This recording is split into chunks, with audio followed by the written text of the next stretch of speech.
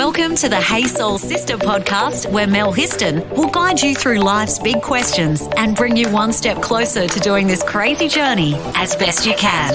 This episode of Hey Soul Sista podcast is brought to you by the fabulous sponsor, What's on Newcastle, from the city of Newcastle. All you need to do is go to what'son.newcastle.newsouthwales.gov.au for all the best information about our city.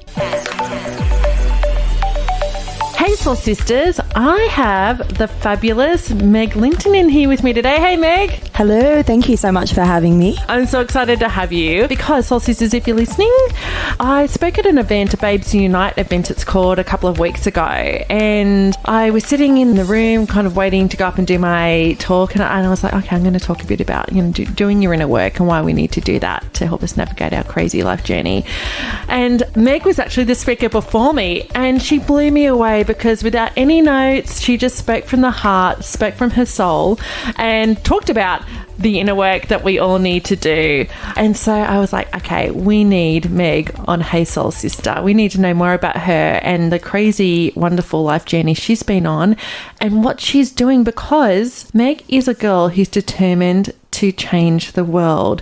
She's a yogi, a writer, the creator of What's Your Language? That's right. Yes. And a soulful spiritual woman who helps many, many other women in our community. I'm so keen to know about your journey because you are a girl determined to change the world and to make life better for other people. Yeah, thank you so much for that beautiful intro. It was an absolute pleasure to meet you as well, to be honest. I felt such a good vibe in that day. It was such a powerful day to spend with others, and, women empowering each other is the most beautiful place to be as well. Absolutely. I agree. Yeah, it just feels really good, and I just want more and more of that. It really does. You can actually feel it in the room. Yeah. Like there's a beautiful energy and a vibe when women come together like that and come from that really good, heartfelt, soulful it's honest, place. Isn't it? Every single woman that was there was so open and vulnerable, which gave permission for others to do the same. Yeah. And so you're a yogi? Yes, yeah, absolutely. I'm relatively new yogi, to be honest. I've probably been teaching only about 5 or 6 years. Yeah. And it was an absolute gift to discover yoga. How long did it take you for you to do your yoga teacher training? Probably about 6 months it was. Okay. Yeah, and it was just an absolute game changer for me. So what did yoga bring to your life? Presence. Yeah. Absolutely. It just taught me to be like, oh, this is what's going on. Yeah. This is interesting. Yeah. There's stuff going on around me, but it has nothing to do with me. And it just took a long time for that to sink in. Yeah. But it just gave me space. That's been one of my life learnings, is that we have a habit as women to think that stuff that's going on around us and the way people are towards us is actually about us, that we've done something wrong or right. And we totally judge ourselves and question our self-worth and question ourselves, and that most of the time it actually has nothing to do with us. No, 100%. That was a really, really interesting thing you've just said. Myself included, have spent nearly 30 years taking on other people's comments or words and made it my own story when it's not personal. We don't know what anybody else is going through. It's like kids in a schoolyard when they bully another. They don't do that from a place of love. There's something going on for them as well. And the same thing goes as we move through our adult lives. It's our choice whether or not we take it on board or not. So how did you get to that point of learning and understanding that? Oh, goodness. Through practice and through my own struggles with many eating disorders, mental health, anxiety, all of that. And I spent many, many years in that. I think from quite a young age. I talk about that now in my book as that was my gift. I truly see that as a blessing to now do what I do today, because I wouldn't be here otherwise, doing what I love and actually getting in front of places like this or on the weekend or working in schools. I'm so grateful for all of it. Yeah. But it was a little bit of a rough ride along the way, but I think we all have one of those. Yeah. Do you mind sharing a little bit about your rough ride? I stayed in my book, and when I do speak to sort of kids or adults or any groups, that I do believe my eating disorder started at the age of 6. It was from a comment that somebody else made when I was in like the schoolyard, and it was nothing to do with myself, but I took somebody else's words on board and I made it my story. So we were playing some sort of games in the schoolyard, and it was like, you're not pretty enough to be on our team. And it was in that moment that I chose to believe a different story about myself. Yeah. Does that make sense? It does, because I remember being in kindergarten and I had a friend. She was an Indian girl. Yeah. Her name was Anita, and she was a really, really nice girl. I really liked her, and she was little, and I've always been a tall girl. You know, she was a little girl, and I really liked her. And I remember she had a sister who was 2 years older than us, and we were eating lunch one day, kindy, and her older sister and friends came around and they're going, "Oh, Anita, you're so cute. Oh my goodness, you're so cute." And I remember standing there, and they didn't say, "You're not cute." Yeah. But they kept fussing over Anita, and she was gorgeous. But I read that as, I'm not cute. It's so interesting, isn't it? The way we see things in front of us, and especially when we're really young. Yeah. Exactly that. I took those words and I went, what's wrong with me? Yeah. And that was where my head went. I'm like, well, what do I need to do to be pretty enough to be liked? I guess from that moment, I started to practice a lot of things differently. And I say the word practice because I believe everything up until this moment right now is a practice. Yeah. So I became really, really good at practicing perfectionism. I became really good at practicing people pleasing, became really, really good at self-sabotage and beating myself up and wanting to be the best at everything. Wow. So I competed for that, and that became what I knew really, really well, if that makes sense. Yeah. So in terms of like sport or schooling or everything, I wanted to be the best at everything. And I just couldn't handle it if I wasn't. I changed to be around different people to be liked. As I said, perfection for me was never, ever achievable because you can't achieve perfection, but we keep striving for it anyway. And that wanting to be liked. You know, I think so many of us people please because we want people to like us. Yeah, and it takes so much freaking effort, so much effort. But as we're young kids, we go through these journeys and these stages, and you know, that developed obviously into I was quite a professional swimmer at the time, and I just pushed and pushed, and I was doing and doing and doing. And that then stemmed onto about my mid-teens, where I then had a choice where I was seeing grey. I felt so much depression. I felt sadness. I felt unworthiness. I was constantly in self-sabotage, just not thinking I was enough. Is that because you felt that you needed to strive to be the best still, but you felt you weren't achieving that? 100%. Yeah, nothing I did was ever good enough. Oh, Meg. And it was on my own perception of what was going on around me. Yeah. So I decided to choose not to eat at that age. I was like, righto, this is one thing I can control, so I'm going to be the best at that. So I decided to be the best at having an eating disorder at that time, which was anorexia. And I did nail it pretty quickly, to put it bluntly. Want to save your soul? Review us on Apple Podcast. Hey sisters, Newcastle plays host to some amazing spectacles and live events, from the Supercars to the Rip Curl Pro to Surfest and our Epic Arts Festival. There's always something incredible to do in our amazingly vibrant and diverse city. To check out what's on offer, what's on.newsouthwales.gov.au. Do you mind me asking how far down the rabbit hole did you go with the anorexia? Sure. It was pretty quick, I believe. I was quite numb through the time. A lot of my childhood is quite numb. I don't remember a lot of things with that, of what I sort of did. However, the eating disorder was probably about 3 months after I made the decision to not eat. Then that was it. I'd do anything I could to hide food, to hide what I was doing. I lied all the time, as that's what all part of the process. They say the anorexia is a completely different persona to the person you are, and it is. The anorexia just takes over your mind and you just go into a control state. Yeah. So it was about 3 months. I got down to about 35 kilos. Wow. Yeah. How are your parents? Devastated. I don't like to say the word typical male, but my dad was just very much like, didn't know what to do, didn't have the tools to deal with it. They did the best that they could do with the tools that they had, as what we all do.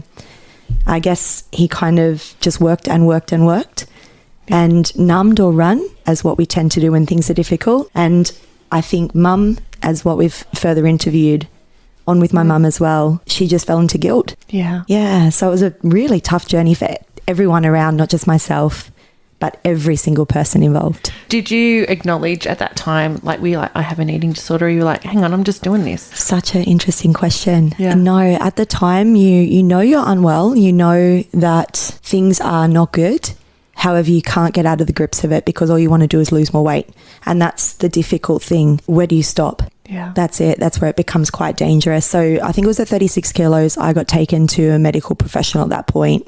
It was a dietitian, and it was basically get in, get out, eat this, you got to eat these calories. Once you have an eating disorder, always you'll have an eating disorder. I don't believe those words should ever be said to anybody, to be honest, because I took those words, as we spoke about on the weekend, and I went, this is my label. Cool, I've just been labelled with this. Fantastic, I'm just going to milk it. And so it was from that time that I just was constantly battling, putting on a little bit of weight, and then I got bulimic, of course. And then it was 10 to 12 years of bulimia, which was, I believe, more damaging than the anorexia. Really? You can ridiculously mess up your body. Your teeth can fall out, your hair falls out. You really mess up your digestive system. I didn't have periods for nearly 12 years. When we were talking about our periods the other day, I was like, yes, every time I get my period, I'm like, thank you. Poor old me walked in the studio. How are you? And I was like, day one of my period, I'm not good. Yeah, but I have so much gratitude for it. And no matter how heavy it is or hard it is, I'm like, cool, that's so good. My body's working again. And I'm so damn grateful because I nearly royally messed it up. How do you come out of that? I didn't. I had a breakdown, to be honest. So I got to my 30s. So you carry all that time? 100%. Yeah, through my 20s, I just partied, so I numbed. I consistently was numbing. I took every drug under the sun. I drank loads of alcohol.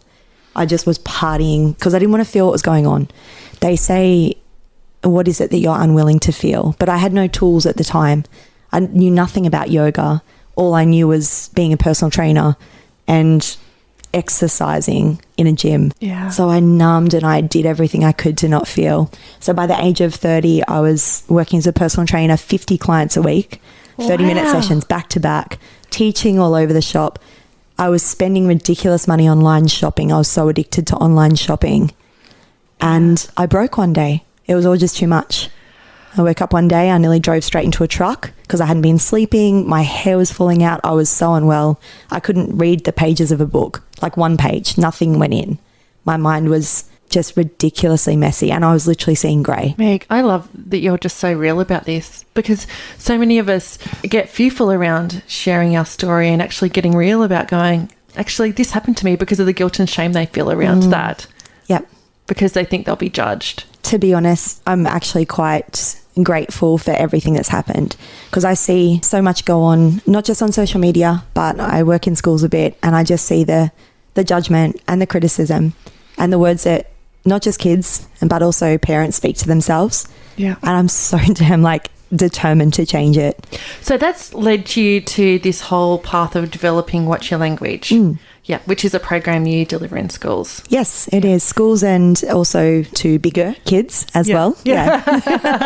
Because I think it's not just kids that still struggle with it. It's also, I think, adults and also men as well that have practiced a certain way of speaking to ourselves and have got really good at it. And we find it really difficult to speak to ourselves with compassion, acceptance. Because that's what What's Your Language is about. It is. It's about the way we speak to ourselves. 100%. And others. Yeah, 100%. Just shifting it. When we pick ourselves up, when we're judging ourselves or comparing ourselves to somebody else, actually forgiving that and just becoming aware that we're thinking that and replacing that with a kinder way of speaking or a thought. Rebecca Gibson has been a guest on Hey Soul Sista a couple of times, and we have been talking about connecting to your soul and the soul versus the ego. And really, you know, the ego is that part of ourselves that we're talking about. It's like coming from fear, judgment, all those kind of negative emotions and attachments that we have, and about shifting that to coming from the soulful space, which is around coming from love, kindness, compassion, and the difference that that makes in your life to any situation. 100%. Yeah. We always have a choice, right? Absolutely. And how sabotaging the ego is. Our ego, which is that part of ourselves that's attached to what people think of us, being fearful in new situations, judgment, all of that stuff, all of that kind of stuff that actually is not kind or soulful or loving. And then how do we actually have awareness around that and then switch it and catch yourself in the moment?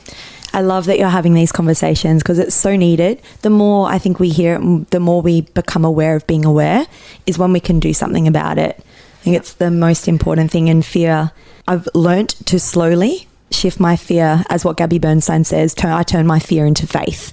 Every time I feel triggered or scared or self-doubt, I'm like, oh, there's some exciting stuff around the corner because this is new to me. This is unfamiliar. I'm starting to think differently. Yeah, I feel really weird in this space. Great. Bring it on more. Yeah. So it's just shifting that. You get curious, not critical about the things that go on around us. Yeah. When we're curious about things that show up in our body rather than judge them or criticize them, it's a completely different vibe for your nervous system. Let's get soulful on social media. Search the Sister Code Facebook page and follow us on Instagram. So talk to us about language. Yeah. How important is language? And when we say language, it's the words we speak to ourselves and others. 100%. Rumi once said the words we speak become the house we live in. Yeah. And I remember hearing that when I first did my yoga teacher training. And I was like, that's interesting. Maybe I've created this. And it was just at that time when I started my yoga teacher training, at the talk on Sunday, the one thing that I had to do was I had to learn something different. I had to learn how my brain was consistently triggering and thinking the same thoughts. So I started to study into neuroplasticity. That was a bit of a game changer for me, just recognizing how much my practice thoughts and my practice words were becoming my reality. And Dr. Joe Dispenza says in his teachings from the book, Breaking the Habit of Being Yourself, as thoughts can make us sick, and they can, is there the possibility that thoughts can make us well? Have you heard about messages from water? Oh, Dr. Emoto. Yes. Oh, this is one of my most favorite teachings. Same. I love it. I've got two of his books. Yeah. One is Messages from Powerful. Water, and the other one is actually a picture board of the water crystals that he I've got created. it. Yeah, I've got the pictures on my phone, on my Instagram. Just the best teachings ever. So I first heard of him years ago when I watched the documentary What the Bleep Do We Know, which is an awesome documentary. Agree. And there's a part in that doco where they talk about these experiments that this Japanese scientist, he's a scientist, was doing. So he was getting water and putting them into little bottles, and on the bottles he would put like a label with a word on there. So it might be love, it might be hate, it might be thank you, it might be kindness, it might be evil, it might be all these different positive and negative words. And then he would do that overnight and then freeze the water crystals from those vials and then look through them through a special microscope. That he had back in the 1980s, yep. Yeah. And it's fascinating. If you Google, you need to Google this because you need to see the crystals. So the water crystals that were from the bottles that had positive messages like love, kindness, compassion were the most beautiful patterns. They're like snowflakes, weren't they? Beautiful snowflakes. But interestingly, the water crystals from the bottles of water that had negative words on the labels like hate or I hate you or devil or evil or whatever that was, they were ugly. They were had no structure. No structure. They were malformed. Yeah. It's such a powerful experiment. Yes. And so the whole premise is if your thoughts can do that to water and your body. What is our body? Yeah. Our body's 70% water. Yeah. What can your thoughts do to your life and your body? Yeah. It's so powerful. It's a really good one. You can even do it with rice if you've got kids. Honestly, look into that. It really puts it in perspective as just how powerful our thoughts and our words can be as per what goes on around us, what we see, our physical bodies, everything. So that's what you teach now? Yeah, it's just keeping it simple. That's, I think, what this Be Here method is. In my book, I've always come back to a bit of an affirmation. And this affirmation is just about being present. And it's something along the lines of, I see you, body. So actually going, okay, what is happening right now in my physical body? Because we all have a body and is the first thing that we're going to see when things are triggering us in our environment. Yeah. So I see you, body. I feel you, emotion. So I feel you, anxiety, or I feel you, self-doubt, or I feel you, worry. Does that make sense? Yes. So just paying attention, okay, I'm experienced, I see this, I feel this, and then actually asking what is it that our heart needs? Yeah. Okay, how can I give my heart compassion? What do I need to do for myself to soften? Because when we soften, compassion and gratitude and appreciation are the highest vibration we can have. That energy softens down our nervous system and it sends us into our ventral vagal nervous system where we can breathe, we can make a good choice, and we're present. From that, it's just about empowering ourselves with knowledge to make a choice to respond, not to react. Yeah. So when we respond, we're present. When we're in reactivity, we're on autopilot. And the last one is to shift our energy. So from that place of response, we can shift our energy, not just to change our energy, but you can shift the energy in a room.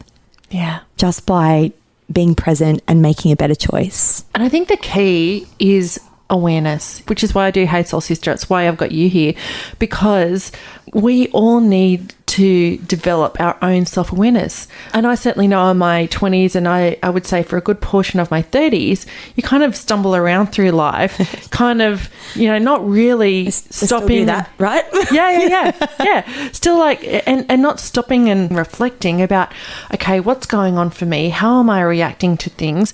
How are things affecting me if I am with somebody and they say something and it upsets me or triggers me? Yeah. Or, you know, how does that affect my mood? How am I showing up?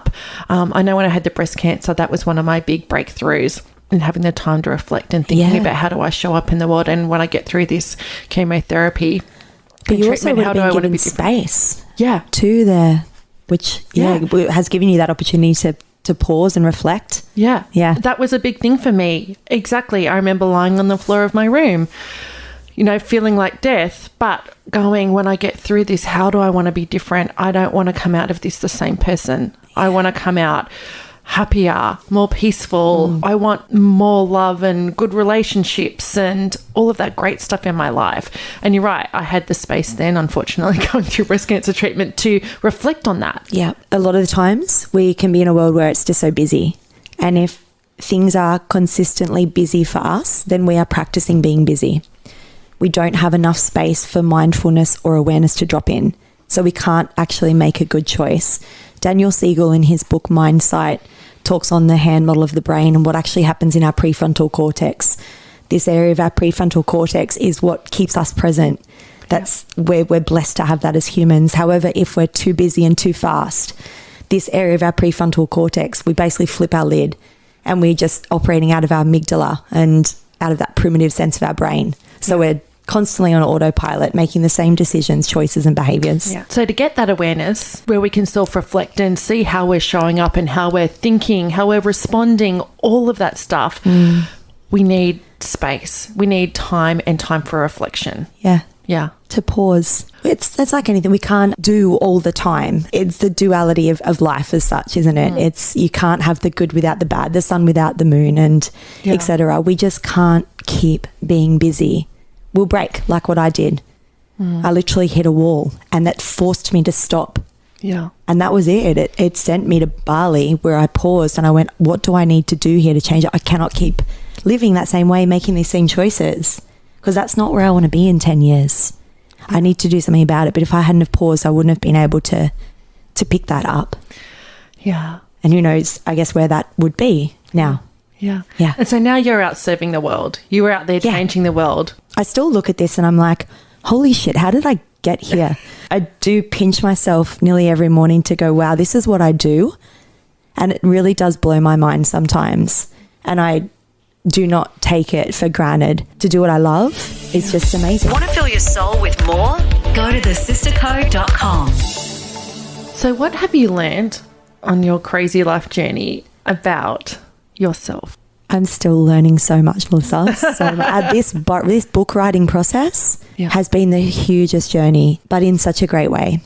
Isn't the creative process, that is a journey in itself? When you do anything creative, it's like, because you picture how you think something's going to be, but then actually when you go through the road to get to that, you're like, damn, I need... It has taught me to surrender. I don't know if I shared this on Sunday.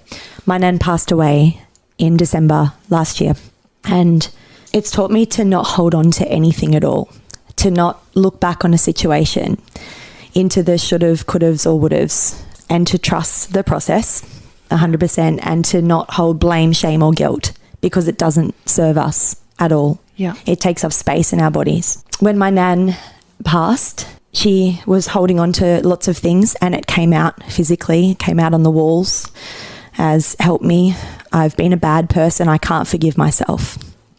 The morphine jumped out of her arm. She was holding on to so much tension. And she is my biggest teacher for so many reasons, to not hold on to the things where we've judged ourselves or we've blamed ourselves or we think we've been a bad person, because we all mess it up and it's not worth it. We have this moment to just do the best we can right now and show up for our higher self, whatever that is in this moment, however messy, however imperfect, just show up as you are, meet yourself where you're at. Yeah. And she just has taught me to surrender, and the same with writing the book, to surrender what is, to take the lessons as they come every day, to do this, like trust the process 100%. And so what's next for you on your life journey? I'm a yoga teacher. You should. Everyone's like, what have you got next? I'm like, I don't know. I love it. You're like, I'm just in the present. I'm just living now. I They love always that. ask me to listen, and I'm like, I don't know. There's a schedule over there. Go check. Yeah. For me, getting this book out, 100%. As I said, it's 1 to 2 chapters away. I've got a program that I'm launching in schools now. Yeah. I have a 6-week program that starts on the 28th of May, which is an online group. But I want to travel Australia first, hopefully overseas soon. But I really want to bring this teachings of the Be Here method out to as many people, not just women, but also kids as possible. My friend, you're amazing. So are you. I'm actually really glad I met you. Oh, back at you. Yeah. So grateful. I know it's really wonderful kind of, going into something like that, an event with lots of women who, I walked in, I'm like, I don't know if I know anybody here. I have no idea. But to come in and then I see you a shining light on stage and hear you talking about your journey and what you've learnt and wisdoms for other women. And I go, I love that. That's beautiful. I learned so much from everybody else there as well. I think at the end of the day, it doesn't matter what anybody else thinks of us. I think we can hold so much of that. And I spent way too many years worrying about what other people think. And I think when we speak from our heart and our truth, we're exactly where we need to be. Oh, thank you so much, Soul Sister. Thank you so much for having me. Oh, I love your work, Meg. Now, how can people find out more about you and watch your language? Sure. So if you head over to my Instagram page, it's probably the easiest place. So it's watch_ya_language. Great. Thank you. Thank you so much, beautiful. And thanks for coming in. Bye, Soul Sisters. Thanks for listening to Hey Soul Sister with Mel Histon. What would help you on your crazy life journey? Email melissa@thesistercode.com. Today's episode of Hey Soul Sister podcast was brought to you by What's on Newcastle, the website from the city of Newcastle that gives you all the great information of the exciting things that are going on in our city. All you need to do is go to what'son.newcastle.newsouthwales.gov.au.